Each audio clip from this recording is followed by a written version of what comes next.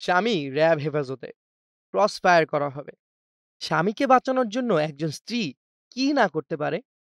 আর সেই অসহায়ত্বকে কাজে লাগিয়ে র‍্যাব বাহিনীর সদস্য তাকে ধর্ষণ করেন, যার দাবি বন্দি স্ত্রীদের সঙ্গে এমন করা অলিখিতভাবে স্বীকৃত। না, এটা কোনো সিনেমার গল্প নয়, বরং বাস্তব। র‍্যাব কর্মকর্তা আলেপ উদ্দিনের বিরুদ্ধে এমন অভিযোগই উঠছে।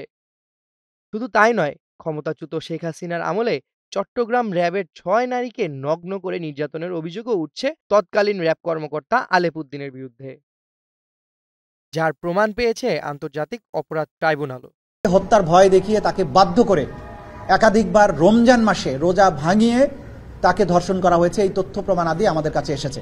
সোমবার ১৭ ফেব্রুয়ারি প্রধান উপদেষ্টার প্রেস সচিব শফিকুল আলম তার ভেরিফাইড ফেসবুক পেজে আলেপকে নিয়ে একটি পোস্ট শেয়ার করেন।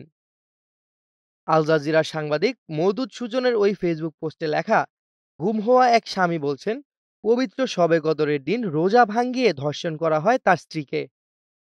এর আগেও প্রায় ৩ বার ধর্ষণ করা হয়েছে স্বামীকে ক্রস ফায়ারের ভয় দেখিয়ে। শেষবার ধর্ষণের পর স্ত্রীর মানসিক অবস্থার অবনতি হয় এবং কিছুদিন পরে মৃত্যুবরণ করেন সেই নারী। একই দিন সাংবাদিক মওদুদ সুজন নিজের ফেসবুক পোস্টে জানিয়েছেন, চট্টগ্রাম র‍্যাবের বিরুদ্ধে ৬ নারীকে হাসিনার আমলে নগ্ন করে নির্যাতনের অভিযোগ উঠেছে। সবকিছু তদন্ত করে জাতির সামনে প্রকাশ করা উচিত।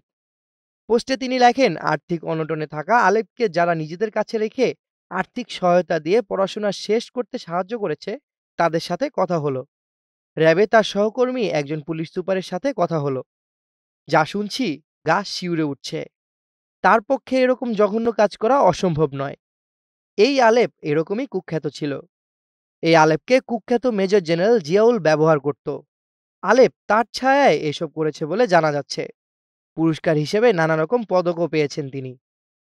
ধর্ষিত নারীর স্বামী সবকিছু হারিয়ে যখন আলেপকে বারবার ফোন দিতে থাকে, আলেপ রিপ্লাইয়ে জানান, বন্দি মেয়ে বা বন্দি পুরুষদের স্ত্রীদের সঙ্গে এমন আচরণ এখানে অলিখিতভাবে স্বীকৃত।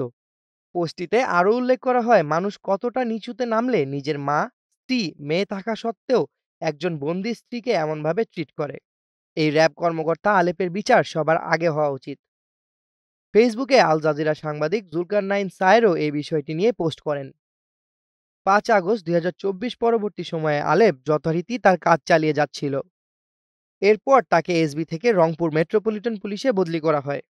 পরে ২০ অক্টোবর ২০২৪ জুলকারনাইন সায়েরের একটি পোস্টের পর কর্তৃপক্ষের টনক নড়লে আলেপকে বরিশাল পুলিশ লাইনে স্থানান্তর করা হয় এবং সেখান থেকে তাকে গ্রেপ্তার করা হয়।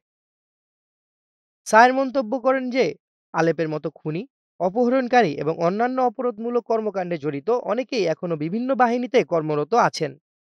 তাদের চিহ্নিত করে যথাযথ পদক্ষেপ নেওয়া অত্যন্ত গুরুত্বপূর্ণ। সামিউল জয়, ২১ টেলিভিশন।